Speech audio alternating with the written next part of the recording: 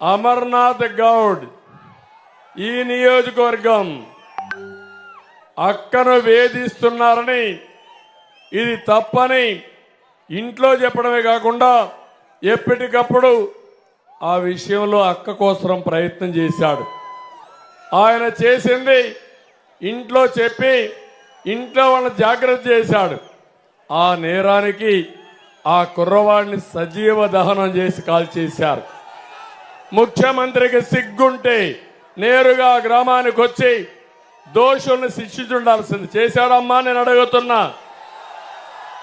అంటే ఆ అమ్మాయి ఇప్పుడు కూడా బాధపడతా ఉంది, ఇప్పుడు కూడా నన్ను వేధిస్తున్నారని.